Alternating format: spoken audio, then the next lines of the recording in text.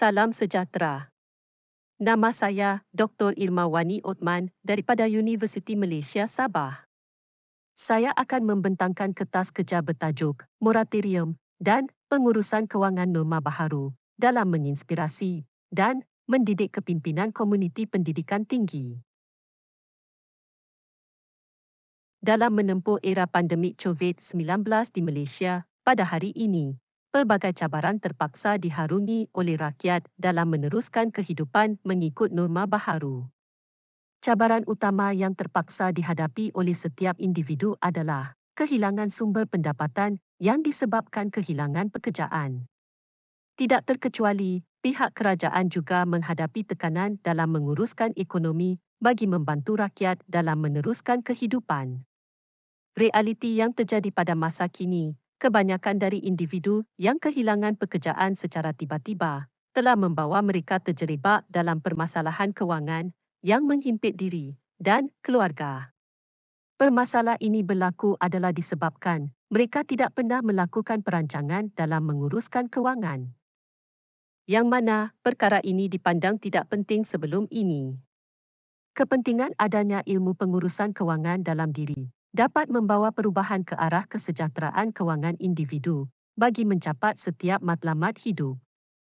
Oleh yang demikian, pembentangan kertas kerja ini akan membincangkan bagaimana bantuan yang disediakan oleh pihak kerajaan melalui moratorium serta pelbagai alternatif perancangan pengurusan kewangan yang cekap dapat membantu rakyat berhadapan dengan kehidupan norma baharu bagi menginspirasi, mendidik serta dianggap sebagai suatu persediaan diri graduan sebelum menempuh dunia pekerjaan. Kurangnya pengetahuan mengenai aspek pengurusan kewangan akan menyebabkan seseorang individu itu berhadapan dengan masalah kewangan yang akhirnya jika tidak dikawal, membawa kepada kemerosotan kesejahteraan kewangan. Isu COVID-19 ini bukan sahaja telah mengganggu struktur ekonomi negara, malahan secara jelas telah menjejaskan ekonomi setiap individu dan perniagaan. Bagi golongan pekerja yang makan gaji secara bulanan ataupun harian, mereka terpaksa menanggung pengurangan pendapatan. Malahan bagi individu yang mempunyai perniagaan pula, cabaran yang dihadapi adalah bagaimana hendak meneruskan perniagaan jika aliran tunai yang diperoleh tidak mampu untuk dijadikan semula modal perniagaan disebabkan berlaku pengurangan pelanggan sepanjang tempoh PKP yang telah dilaksanakan.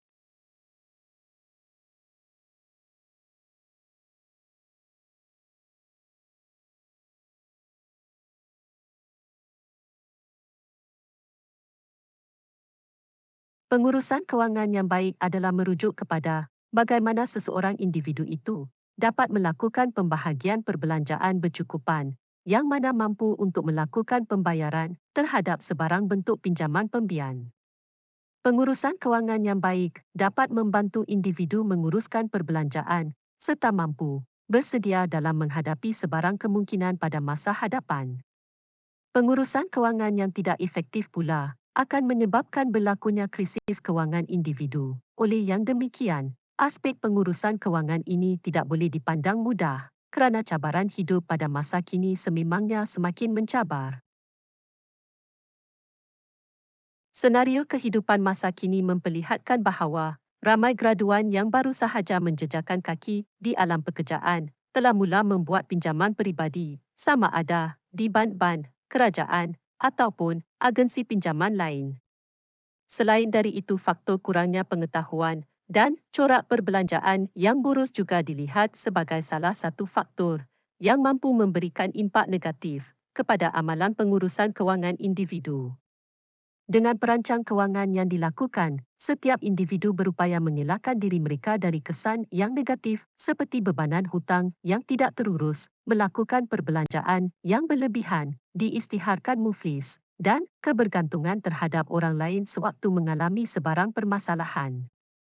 Dengan erti kata lain, apabila setiap individu mempunyai pelan kewangan peribadi yang terurus dan berkesan, maka mereka akan lebih arif dalam menentukan keperluan masa depan melalui sumber kewangan yang sedia ada. Jika dilihat dari elemen perundangan, terdapat akta yang boleh membantu rakyat dalam menyelesaikan isu yang melibatkan kredit dan kewangan, terutama dalam kehidupan norma baharu pada masa kini, iaitu melalui Akta Sewa Beli 1967 dan Akta Insolvensi 1967 Pindaan 2020. Perjanjian sewa beli di bawah Akta Sewa Beli 1967 merupakan satu perjanjian atau persetujuan menyewa barang dengan hak pilihan untuk membelinya dan pembayaran pula adalah dibuat secara ansuran seperti kenderaan bermotor, iaitu sewa beli kereta, motor dan sebagainya. Pengecualian tersebut bertujuan untuk memberikan pelepasan sementara daripada tanggungjawab. Perjanjian di bawah Akta Sewa Beli bagi suatu tempoh yang ditetapkan demi memberi kelegaan kepada rakyat untuk meneruskan kelangsungan hidup. Akta Insolvensi 1967 Pindaan 2020 ini merupakan akta yang berkaitan dengan kebangkrapan atau muflis ke atas individu, di mana ia telah diluluskan oleh pihak kerajaan berdasarkan keperluan tertentu, termasuk mentransformasi kerangka perundangan sedia ada kepada perundangan yang lebih relevan dengan keperluan semasa yang berlaku pada masa kini, iaitu mempersiapsiaga negara bagi menghadapi sebarang wabak pada masa akan datang atau sebarang bencana yang boleh menyebabkan gelombang krisis ekonomi.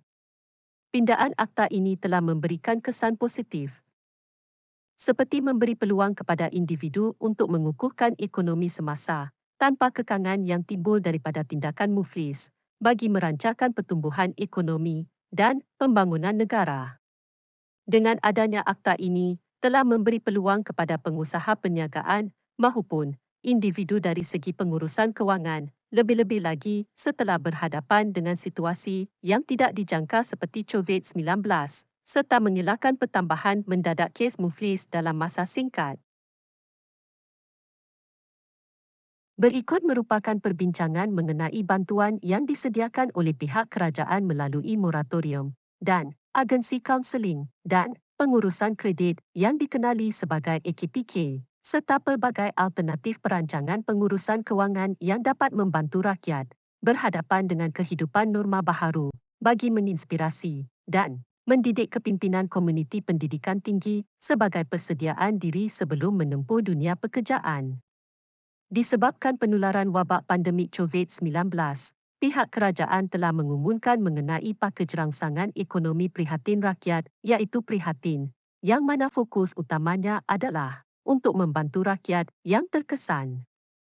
Menerusi pakej prihatin tersebut, ianya telah memberi sedikit kelegaan kepada masyarakat, sama ada yang terjejas maupun yang kurang terjejas. Sepanjang tempoh PKP dilaksanakan, pihak kerajaan bersama Bank Negara Malaysia melalui Persatuan Bank-Bank di Malaysia telah mengumumkan bantuan moratorium kepada setiap ahlinya bagi membantu peminjam yang kemungkinan berdepan dengan masalah berikutan wabak COVID-19 ini. Moratorium adalah penangguhan rasmi bayaran ansuran bulanan daripada pembayar kepada pihak bank tanpa caj penalti atau denda dalam satu tempoh masa yang ditetapkan. Ini bermakna pelanggan bank tidak perlu membayar ansuran bulanan untuk pinjaman yang dilakukan mereka dalam satu tempoh masa dan bayaran ansuran akan bersambung setelah tamat tempoh moratorium tersebut. Bantuan yang ditawarkan adalah berbentuk penyusunan dan penstrukturan semula pinjaman dan moratorium untuk bayaran semula pinjaman yang dilakukan oleh setiap peminjam. Tujuan utama moratorium dilaksanakan juga adalah untuk mencapai matlamat ketiga program prihatin yang diperkenalkan oleh pihak kerajaan, iaitu bertujuan untuk memperkukuhkan sektor ekonomi negara dan dapat meringankan beban rakyat serta perniagaan yang terlibat. Moratorium ini juga adalah untuk memastikan rakyat dan para peniaga yang mempunyai perniagaan mempunyai lebihan tunai selama tempoh masa 6 bulan yang diberikan. Oleh hal yang demikian, rakyat mampu untuk bertahan dengan wang yang ada serta dapat melakukan perbelanjaan di dalam negara yang sekaligus dapat menggerakkan ekonomi negara. Dengan inisiatif yang sedia ada ini, ianya dapat membantu rakyat serta perniagaan seperti perusahaan mikro dan perusahaan kecil dan sederhana iaitu PKS yang dikategorikan sebagai mereka yang mengalami pendapatan terjejas akibat dari PKP. Berdasarkan kenyataan yang dikeluarkan oleh Kementerian Kewangan Malaysia, jumlah keseluruhan manfaat penangguhan moratorium yang akan diterima oleh sektor perniagaan dan rakyat adalah sebanyak 43.7 bilion pada Jun 2020. Sebanyak 15.3 bilion daripada jumlah besar tersebut telah dimanfaatkan oleh sektor perniagaan, manakala jumlah selebihnya, iaitu sebanyak 28.4 bilion pula dimanfaatkan oleh rakyat melalui inisiatif yang disediakan ini. Institusi perbankan bakal menawarkan moratorium, iaitu penangguhan kepada semua pembayaran balik pembiayaan bagi tempoh masa 6 bulan yang diberikan, sebagaimana yang telah ditetapkan kerajaan. Pihak Bank Tempatan juga telah bersetuju untuk tidak mengenakan sebarang caj tambahan atau penalti ke atas bayaran ansuran perjanjian sewa beli sama ada secara konvensional maupun syariah sepanjang tempoh pembiayaan moratorium tersebut. Kesan positif yang bakal diterima adalah setiap individu pastinya dapat membuat penjimatan pembayaran sebanyak 30 hingga 50% daripada pendapatan bulanan. Ini kerana melalui kajian yang dijalankan oleh Bank Negara Malaysia telah mendapati lebih daripada 75% rakyat di negara ini menghadapi masalah untuk menyediakan wang serendah RM1,000 pada waktu kecemasan dan ini sememangnya membimbangkan. Penjimatan pembayaran tersebut dapat dijadikan sebagai lebihan tunai yang dapat dijadikan sebagai simpanan peribadi individu yang boleh digunakan pada masa akan datang. Dalam masa yang diberikan itu, atau sepanjang tempoh 6 bulan tersebut, lebihan kewangan hendaklah diagihkan dan diurus dengan sebaik mungkin secara bijak, sama ada bagi perbelanjaan atau disimpan sebagai simpanan kecemasan bagi masa 6 bulan mendatang.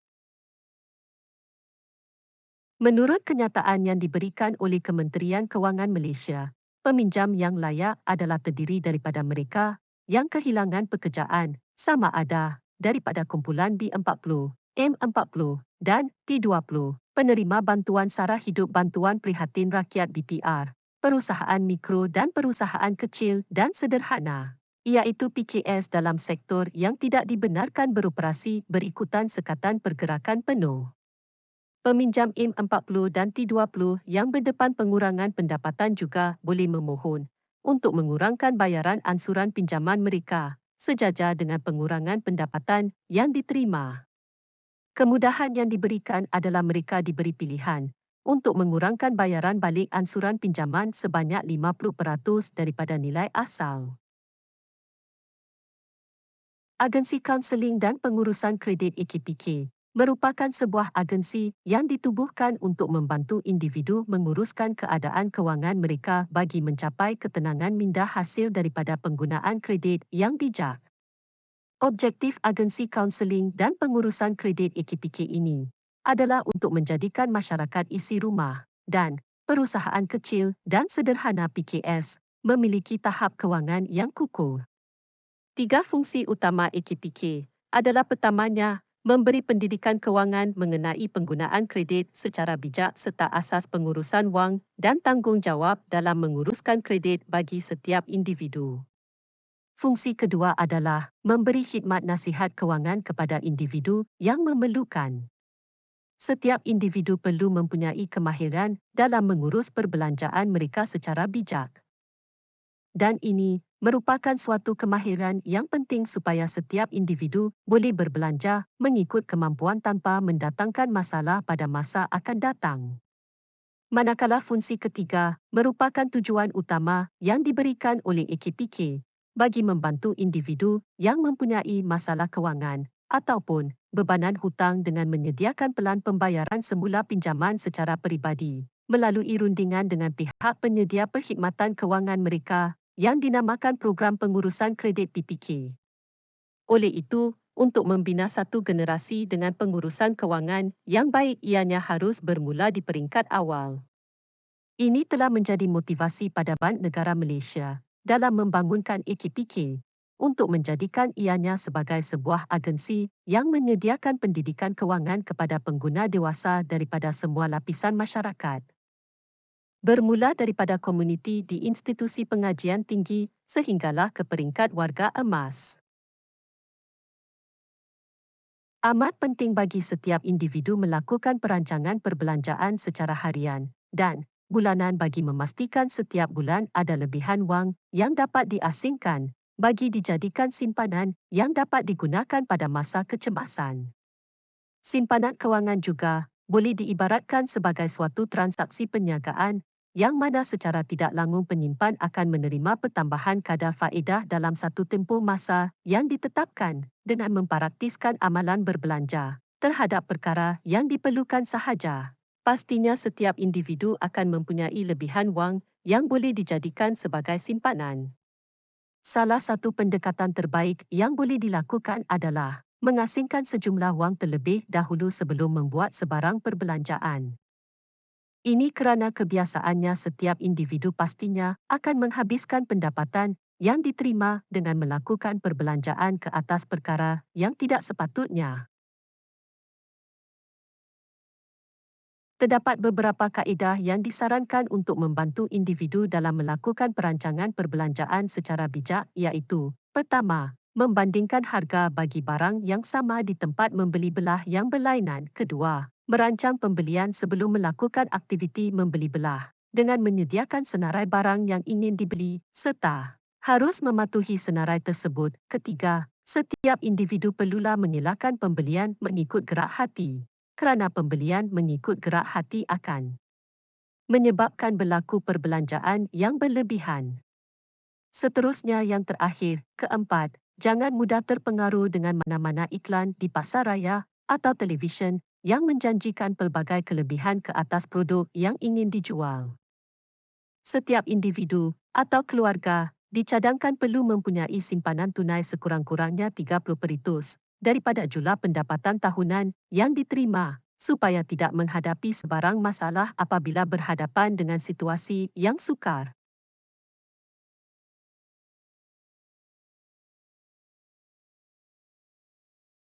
Penentuan bajet adalah belanjawan yang dibuat untuk menguruskan perbelanjaan bulanan bagi mengetahui aliran keluar dan masuk wang individu. Dengan adanya peruntukan belanjawan yang dibuat, ianya juga membolehkan individu mengetahui jumlah wang yang dibelanjakan serta jumlah wang yang diasingkan untuk tujuan simpanan. Penentuan belanjawan ini adalah berdasarkan jumlah pendapatan yang diperoleh pada setiap bulan beserta perbelanjaan bulanan yang dilakukan. Pendapatan merujuk kepada jumlah wang yang masuk, manakala perbelanjaan pula adalah merujuk kepada jumlah wang yang dikeluarkan untuk tujuan perbelanjaan. Disebabkan setiap daripada individu yang telah bekerja mempunyai jumlah pendapatan dan keperluan yang berbeza, maka penentuan bajet haruslah mengikut kesesuaian individu tersebut yang berpandukan kepada matlamat yang ditetapkan. Kebiasaannya bagi individu yang membuat perancangan belanjawan ini, mereka mempunyai fokus dan matlamat tertentu yang ingin direalisasikan sama ada dalam tempoh masa yang singkat atau panjang.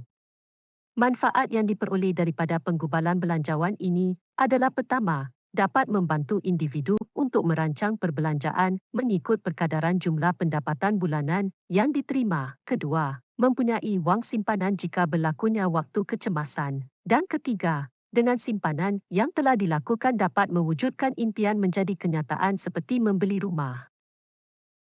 Dalam konteks perbincangan di atas, adalah sangat relevan pada masa penularan COVID-19 ini. Setiap individu mengamalkan beberapa inisiatif baru dalam kehidupan yang menjurus kepada kehidupan pengurusan kewangan yang baik, seperti mengamalkan budaya menabung, merancang perbelanjaan terlebih dahulu, dan melakukan perancangan belanjawan sebelum membelanjakan sumber pendapatan yang diperoleh.